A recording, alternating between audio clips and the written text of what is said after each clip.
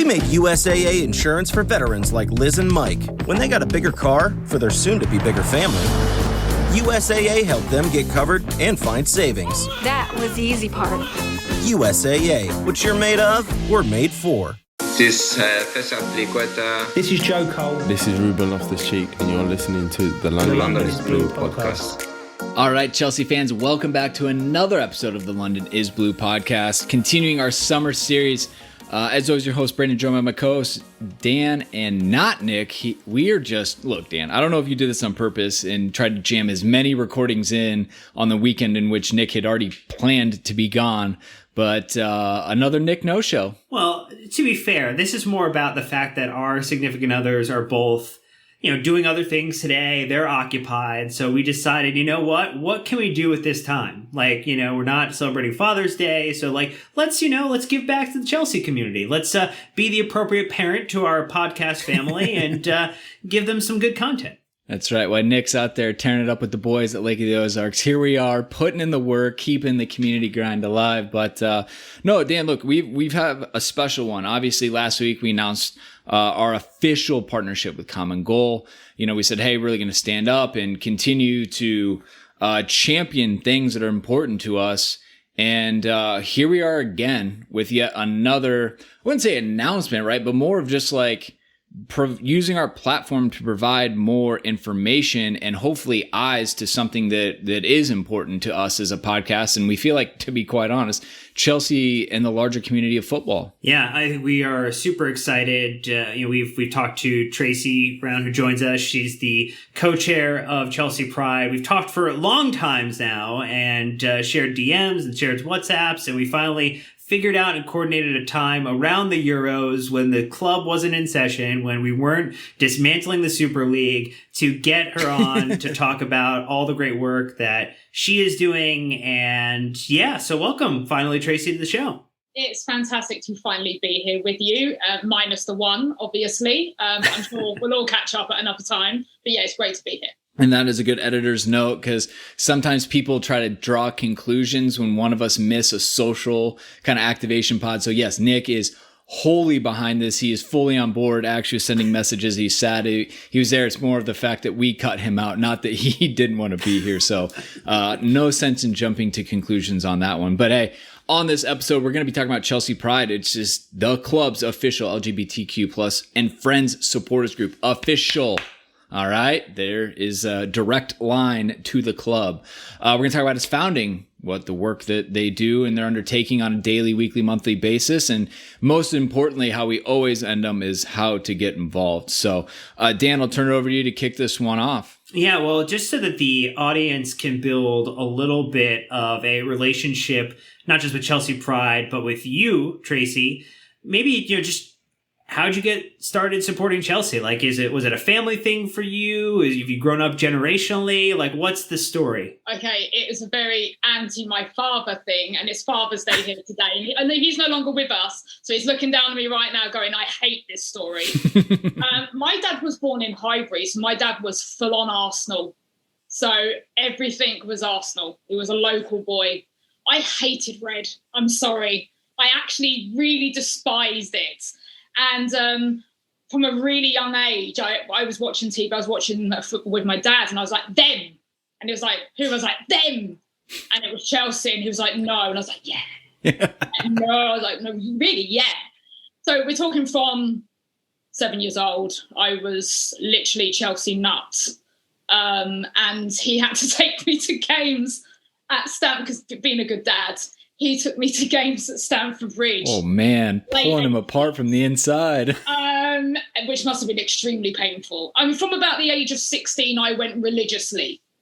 But yeah, that was how it started. So, and my mum was an East End girl, so she was West Ham. So realistically, it was like, although she followed my dad and followed Arsenal. So yeah, I went really, and I'm an only child, so my dad was gutted. So... fair play to him. Credit where it's due, honestly. It's funny, we've heard that a little bit from some of our other friends over in the UK, and they didn't always maybe, grow up I guess, like into a Chelsea family, but they say that that color blue, that royal blue on the TV or whatever, just kind of drew people in. So it just kind of sounds like this is a common theme, especially it's lost a little bit with the kits we have these days, maybe a little bit more creative, but nonetheless, it seems like a common thing. So, all right. Anyways, Tracy, first match. Do you remember the first match you went to at Stamford Bridge? Obviously, I was up between 8 or 9 or even 10, and I can't remember the first. I cannot remember for the love of me who we even played. I was so excited. It was so chaotic. I can't even remember. I remember my favourite game from years go by, and that was an FA Cup game against Liverpool. And it was freezing cold. It was snowing. I was at the top of the East Stand. So it was literally bitterly cold. We were losing 2-0 at half-time. And we had this commentator over at the time called Hanson, who was all out Liverpool, played for Liverpool, half-time, and I recorded it at home so I could go home and watch it after, which I tend to still do now whenever I go to Stamford Bridge. I still record the games if they're on TV. Anyway, watched the game. I said to the people I was with, what we need to do is change it. We need to bring on Mark Hughes, who was playing for us at the time. It will completely change the game. We're going to win this. So changes happened. Half-time, we beat them 4-2, knocked Liverpool out of the FA Cup. Phenomenal game you'll never forget. Half of our stadium wasn't even built, so it was like a building site. Phenomenal. I mean, it's a game that, and I still have on videotape. I still have that game. That's awesome. What about, everybody tends to have a favorite player, but, I think it's also different when you can actually go to see a match in person, because seeing a player on TV is one thing, and then seeing them in person just changes how you take them in, how you appreciate them. Who's maybe your favorite Chelsea player you've seen play live? Oh, God, it's so difficult because I'm thinking back to, you've got Vialli, Zola. I mean, it's like and they took them, Ruud Gullit. I mean, we're talking amazing players. For me, I'm guessing I'd have to say Zola, to be fair, just because of the skill. I remember one flick when the ball was coming over the top and he flicked at the back of his foot over his head and scored right in front of us. I mean, it was phenomenal. I mean, the ground just erupted. And that's most of my tops from back then, because I have every single top I've ever bought still. Most of them have got Zola written on the back of them back then, to be fair. Oh, I love that. Yeah, look, no one's going to be questioning that decision. Many Zola fans. And then I think everyone compares Zola and Eden Hazard too. So a lot of times any of the, now that we've reclaimed this word, legacy fans remind us newer fans about the good stuff. We can, they always connect the dots, which is great. But yeah, the amount of highlights that Zola has is phenomenal. Just go on YouTube and just put his name in it. Just watch the skill level. Yeah. Absolutely incredible. So yeah, as much as I could have easily have picked some incredible players we have now and have had now, and of course a lot of people would pick Hazard, phenomenal player. I still have to go vintage. Yeah, I love it. We appreciate it. Well, now that we've confirmed that you are the Chelsea credentials, yes, through and through, no doubts. We can get talking about the Chelsea Pride, group and organization, and we really just want to start, from the beginning and kind of the when you guys were founded, why you decided to really get this group founded and kind of like its journey up to becoming official with the club. I think that's probably the best way to start. Oh, okay. So this year will be our 5th birthday. Actually, towards the end of this year, we've been going for 5 years. Actually, I didn't even start by doing this with Chelsea. I helped a friend set up the Portsmouth FC's LGBTQ group. There's a friend of mine who was doing that on the South Coast. And she actually turned around to me and said, why don't you do that with your own club?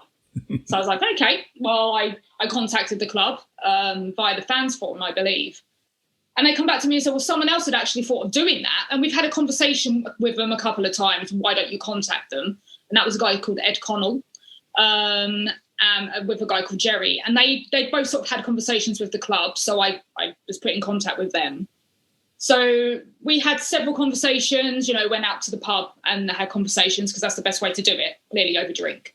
And we contacted the club and said, okay, we want to really do this more now. We want to hammer it, want to put a constitution together, a committee, and really get into doing this, because there is a lot of LGBTQ fans who don't feel safe to go to football, who feel that it's an uncomfortable place to be. They could go but not be themselves, which is, some people still choose to do that, but a lot of people felt like they wouldn't go to football if they couldn't be who they were. And that was a shame. And that happens obviously not just with Chelsea, but with every team. And I was like, I don't think that's fair. I'm one of those people who I don't care anyway. If someone's going to be abusive to me, I've got thick skin, I can take it. But for a lot of people, it isn't that way. So that was how we started. And we literally worked with the club from day one. So we did like a mock of a logo.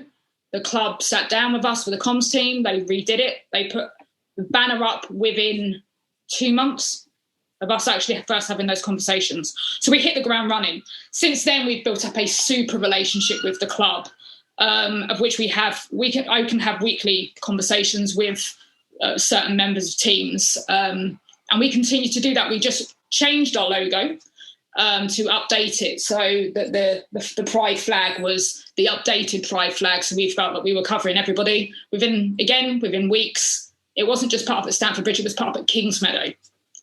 So, because we aren't just for the men's team, we're for Chelsea as a whole, the whole Chelsea family. So, 5 years ago, God, I feel so old now. I feel so old. It's been a long journey. Well, that's what I was thinking. It's like you can look back with, all that, pride of, remember when we started over a pint in the pub, and now look at us. It's just great. I mean, Dan, I was kind of thinking too, it's like, how great is it to hear that the club were supportive and inclusive right away? It wasn't like they had to knock on the door for 6, 8, 12 months and be like, no, we have these other supporters groups. They need at least 50 members to, have quorum. It's just good to hear.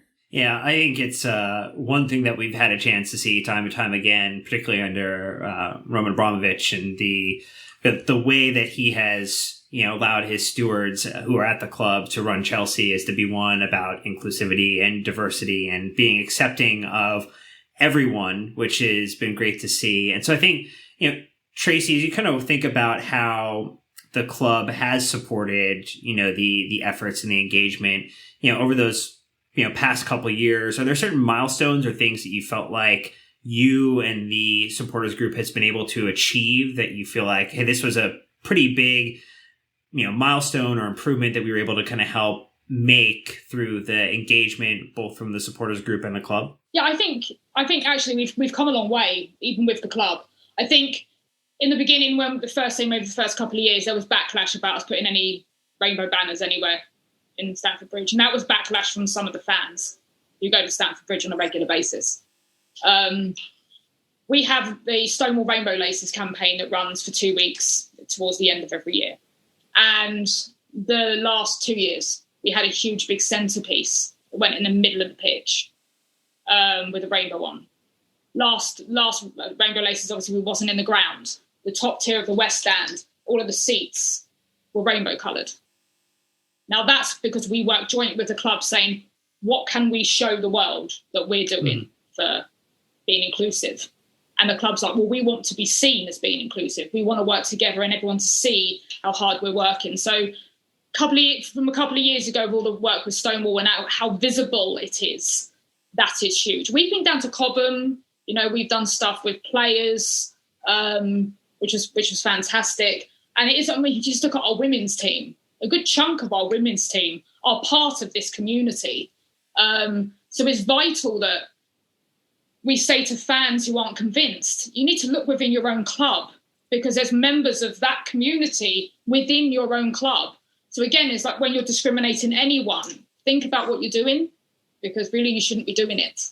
And our club has a new campaign with No to Hate for a reason, to just get rid of discrimination as a whole. And for us, and definitely for me, it isn't just about LGBTQ. It's about everybody. And for me, I'm a massive campaigner of breaking down discrimination as a whole. We're just one part of a bigger piece. And that whole piece needs to be shattered. That's such a good point about the women's team. And I would say there's probably a lot of people that are against the rainbow laces and the pride and things like that don't connect those dots, which it's like, and it's obviously, I think, much more public on the women's side because of the stigma on the men's side. And we don't need to, get into that and try to unravel it. That's a whole new, that's a different podcast where you're going to need a long time if you want to discuss and break down that one. Exactly. But I think because of that, right, it's easier for them to pretend like it's different. Yet it is a part of Chelsea's identity as a club.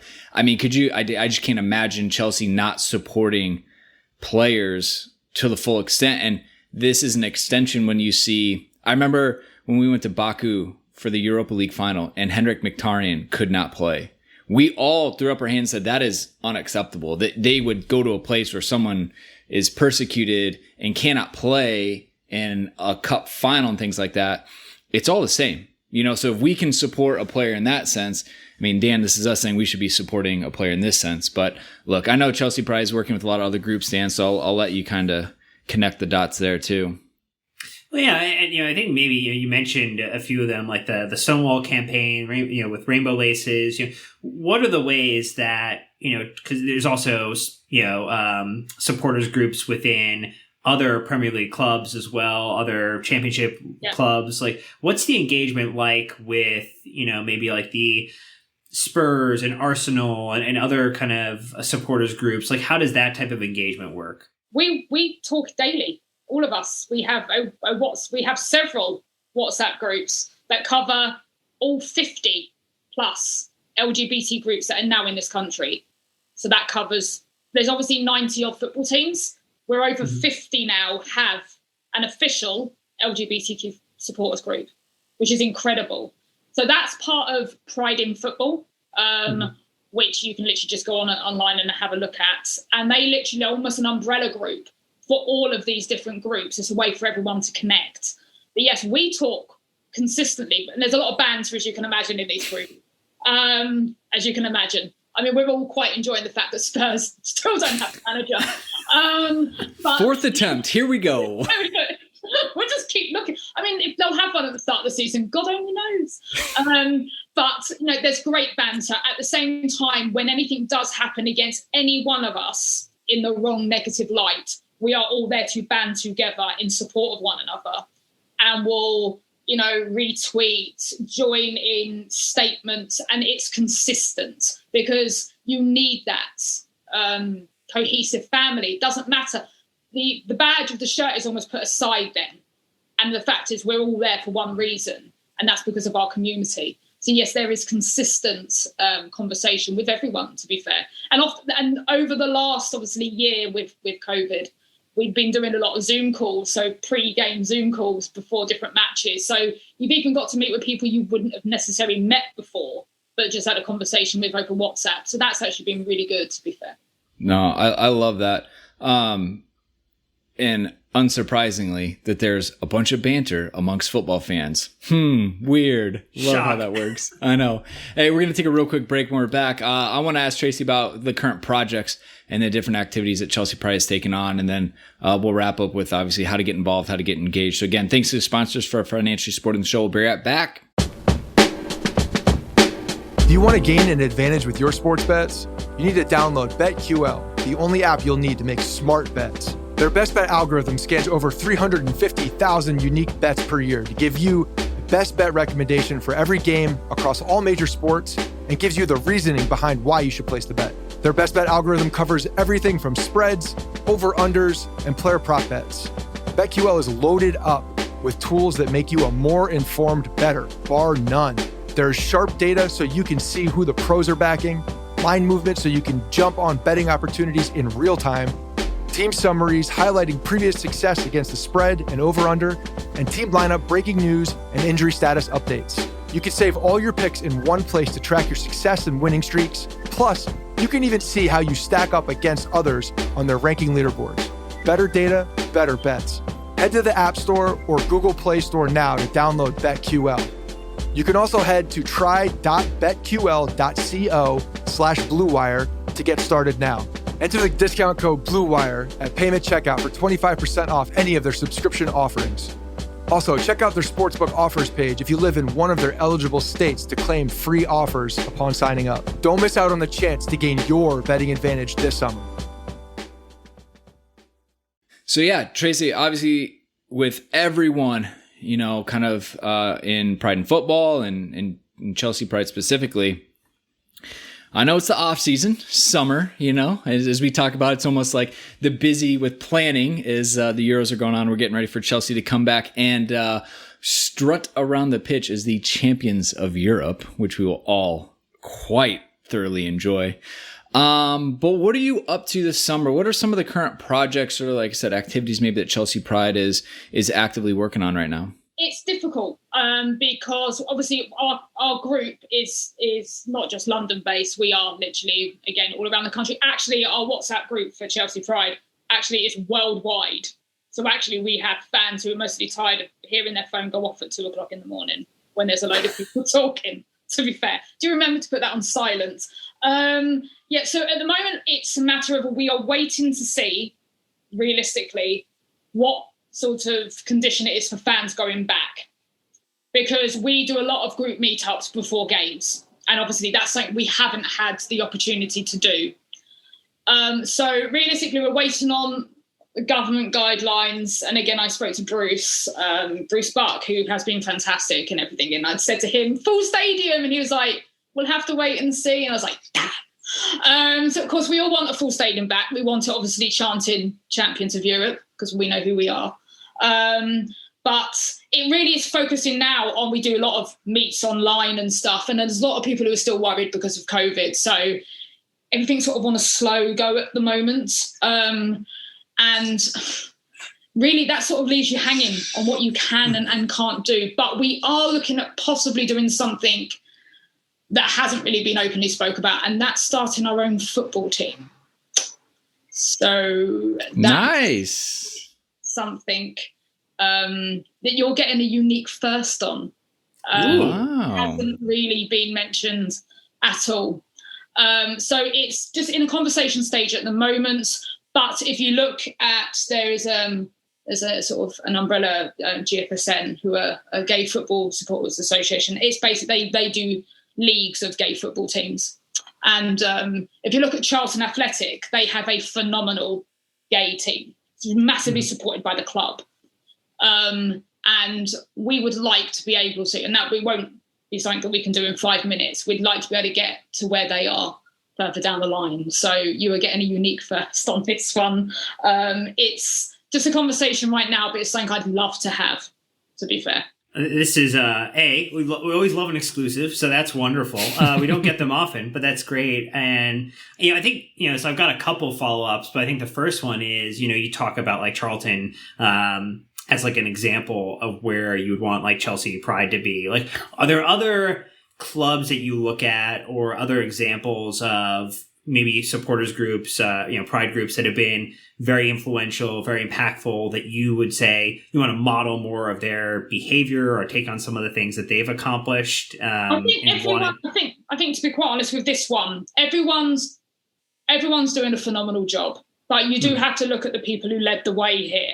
So you have to look at the Gay Gooners for Arsenal, who were the first. You have to look at Man City with Canal Street Blues. And you need to look at Proud Lily Whites for Spurs. Pains me to mention there's two London clubs really at being good at anything. But their actual supporters, their LGBT supporters group are phenomenal. And I get on very well with the people who run both of those and who run the Man City group. They are absolute leaders of the way. And you look at, again, bringing Liverpool into this as well. We're talking people with loads of experience within the community who have a die-hard passion to see football minus discrimination. And you only have to look at, I think you need to look at every group, because loads of people have different ideas all the time. And I think you can all learn from each other consistently.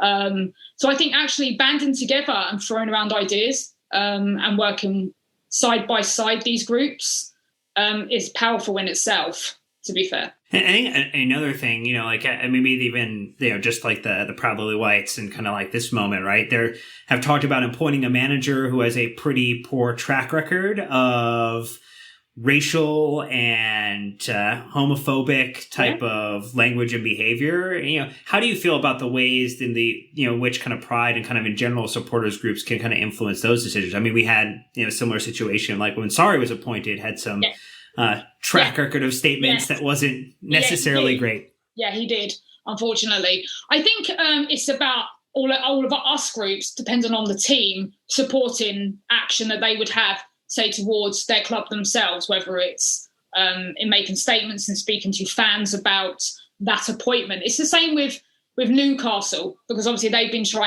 they tried to have a takeover, and there was loads of controversy about who would be taking over the club and, where they're coming from and their views of the LGBTQ community, which is, we'd be better off personally dead than actually alive. And saying, as fans, that we don't want that within our club. It's like we don't want those sort of owners. We don't want those sort of managers. And fighting it as a community, because it's bigger when there's more voices. Because to be quite honest, if someone coming to manage a team in the Premier League and their views were, we're really homophobic and we don't like black people, then I think everyone should stand up and say, regardless of who you support, that isn't good enough. It isn't just the club. I think it's any football fan should actually stand up and say enough's enough. No. So, excuse me. It's too political. So, because that's the next argument you'll hear. Oh, you're making football too political. Actually, first and foremost, we're diehard Chelsea fans. Yeah, right. And as if football hasn't been political whenever it's convenient. It'd be great to have Spurs appoint another manager that is absolutely going to implode on them. However, could we all agree that maybe we should hold individuals, particularly ones who are, every manager is the most vocal individual. They're the most publicized individual of any team. You're not, Stan Kroenke isn't running out in front of the cameras for Arsenal, right? Like it is Arteta, it is going to be Tuchel for Chelsea. Like that is your representation to the world. And if you're going to put someone in there, like you have to have an evaluation structure that says like, yes, they might actually be a brilliant mind, but does their behavior take us in a direction that we want to acknowledge or be seen supporting? Because our willingness to appoint that individual that we get one opportunity to do every 1 to 2 to 3 years, that sends a statement. Fans have a very powerful voice, though. You only have to look at Proud Canaries and what Norwich have just been through. They had a new sponsor, and they found out that sponsor had been putting videos out that were extremely sexist. The fans sort of went straight to the club and went, hell no, this is who we want representing. We don't want them on the front of our tops. We don't want them represented. Proud Canaries are another one who started very at the beginning. Di Cunningham, who was running Pride in Football from the very beginning, along with a woman called Chris who runs Proud Lily Whites. They started Pride in Football going way back. She was like, no. And anyone connected to Norwich were like, absolutely not. Within days, that was it. They were gone. They weren't the sponsor. They pulled out of that deal immediately because the voices, the fans spoke and said, this isn't the club that we are. We're a community-based club. We don't stand for any of that. So the power of fans is stronger than what people I think. I think stronger than what clubs believe they are at times. So I think especially at Chelsea, right? Like Roman is heavily involved with the foundation and the social side. We've seen that. Like we've praised him for how Chelsea handled the pandemic. And I think that the Say No to Hate, we were in Boston, for the match. We've seen these campaigns, I think to your point, Dan, right? It's like, it would be a bad view if Chelsea were so pro inclusion and diversity and then go off and hire someone who did not reflect those views. And Tracy, I might be making an assumption or pulling something completely out of thin air, but I felt like Frank was very involved in that type of stuff. Is that true? Yeah, I would say across, I as a club as a whole, from the very top, working your way down to almost the cleaners, to be fair, everyone is very important. Everyone is for diversity and inclusion within Chelsea. I've never found someone who works within Chelsea who isn't that way inclined, who doesn't think of our club now, putting the dark years of way back behind us. We are building a club that cares for the community as a whole. And we're not going to nitpick and take people out of that. The No to Hate campaign is inclusive to everybody. Going back 2 years ago when we did London Pride, we invited staff who work at Chelsea to join us, and they walked with us in London Pride. That's staff. It isn't just about, and they're fans of Chelsea. They work for Chelsea. They're proud to work for an inclusive club where the best practice is no to hate. And we were proud to have them with us that day. We obviously haven't done Pride because of COVID, but that was the last one we had, and it was phenomenal to actually work. And we do that. We work directly with the club on that as well. That is a good sign for everyone to see that our club, if you don't like what the club does, why are you supporting us? Yeah. No, again, it's like the consistency and the values from top down. We had a fun interview with Matt Law about he thinks Roman's the most inclusive owner because you even think of Marina, Sky at the top. Yeah. And obviously the say no to hate and the anti-Semitism and the inclusion and the things like that. So anyways, we're super proud. I could waffle on about this forever, but Tracy, I'm super excited to see that some people that we know near and dear to our hearts over here maybe reached out to you guys a while ago and maybe wanted to get involved a little bit. Yes, we have. There's not many groups that have done what we've done, but we have a Chelsea Pride USA group because we have, some phenomenal folks from America who really love our club. Yeah. Funny that. Plenty. Why not? We're one of the biggest. We are the biggest club in the world. We're the champions of Europe. Come on, who isn't going to love us? So yes, we are proud to have started up and working alongside our friends across the pond, and build up on who we are and what we represent for the club, and that's inclusivity for everybody, not just the LGBTQ community. I know, Dan, when we saw those questions come across again, we take no credit whatsoever for the work being done. It was as simple as in our Discord, hey, we should have a US chapter. And then they think they tagged us, and we're like, that is not us, but we know the person. And hey, we know somebody. We know somebody. Exactly. We can connect you with the right people. And it's been fantastic. It's been fantastic working because at the end of the day, we're all there to do the same thing and support each other, regardless of where we are on the planet. But it does make it easier when it comes to.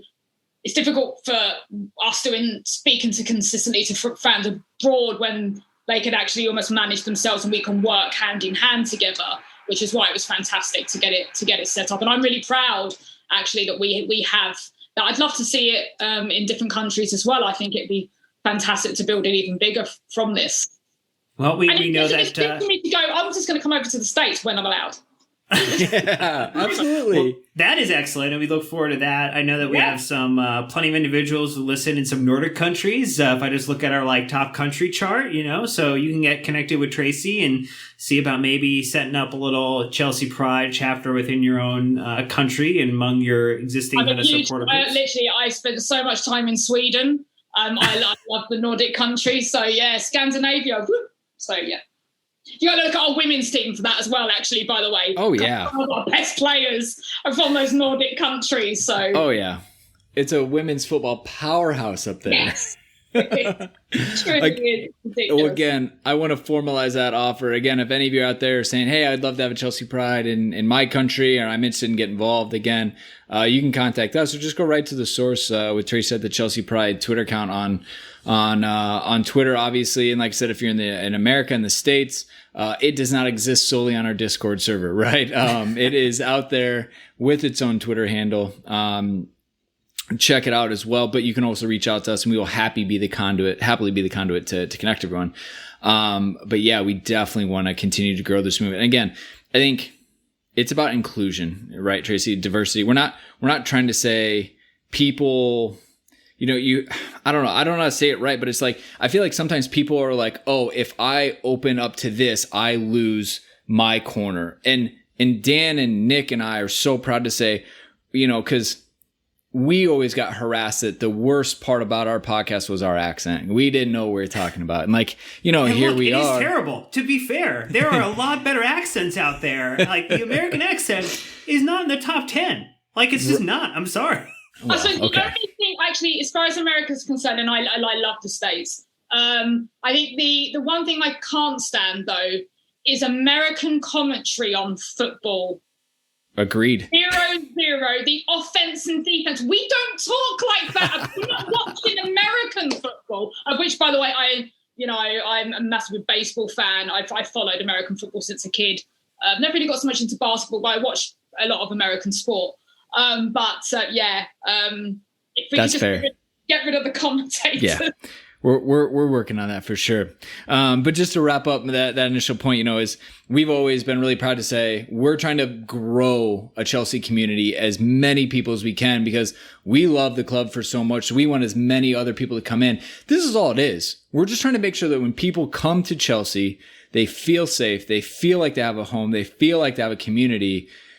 We're not taking away anything else. We are purely looking at a growth mindset of inclusion that way, and in diversity. We've seen it, no matter how you chop up the stats and the reports and everything, is a strength for us. And that's really kind of how we view it, Tracy. I mean, for me, it's the same. When we decided on the name for Chelsea Pride, we decided not to put the words LGBTQ in the title.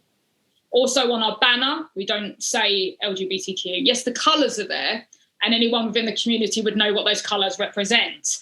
But actually, the friends part is extremely important, and our allies are massive.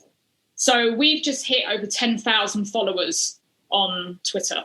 Now, if you look at every other football group, they're nowhere near. I've prided myself on making sure that we don't just represent our community, but we work with all of those people who are passionate about our club. So for us, working with you guys and working with other groups where you support each other online and beyond is really important. So it isn't just about the LGBTQ community. It's about our friends, our family, and definitely our allies. So, I think you mentioned a little bit earlier, but I maybe want to be maybe more specific and, kind of intentional around it. But we talked about fans going back to the stands and from a match day and then kind of zooming out to just in general, what are the ways that maybe individuals who are allies and who are supporting, how do they play an active role and an active part in supporting kind of the community, supporting the work that Chelsea Pride is doing beyond just a follow on Twitter? What are the active steps that they should take? I think one of the biggest things is calling out when you hear homophobia or any form of discrimination. I think it's having confidence in, if say you hear people chanting or saying stuff they shouldn't be saying, is actually saying, hang on, stop. You may get backlash because sometimes you do, but actually standing up and saying that isn't acceptable. That's huge. And maybe going, if you're within the ground, say, being able to go to a steward and say, this person's being homophobic, this person's being racist, etc.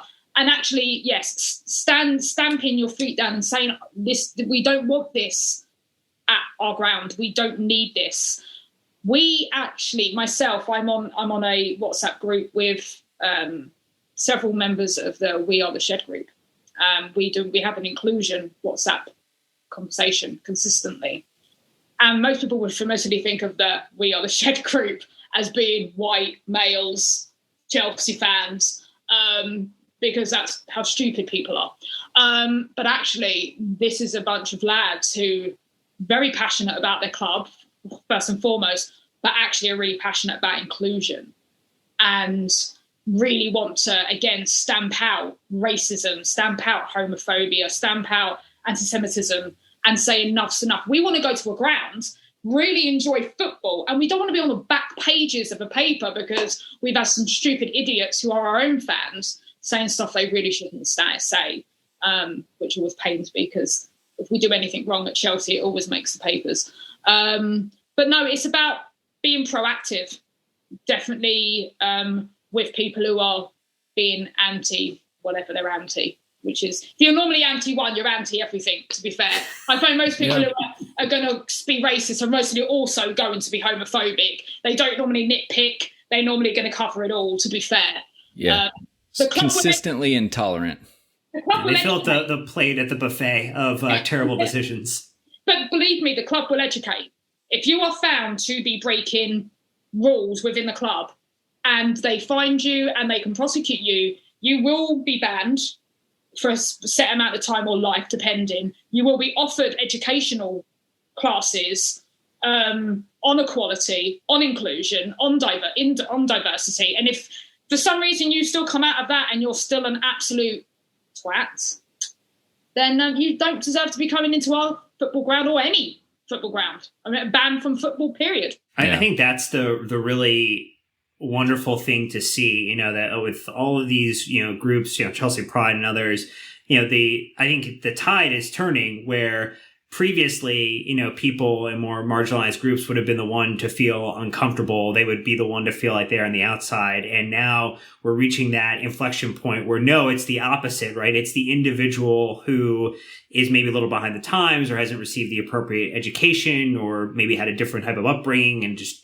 has not come to modernize, appropriately, that they're the ones who are now becoming the minority and made to feel uncomfortable. And that is a much better world to be in today than where previous was. Education. I'm all for education, by the way. I'm all for if someone does something wrong in the form of racism, homophobia, etc. And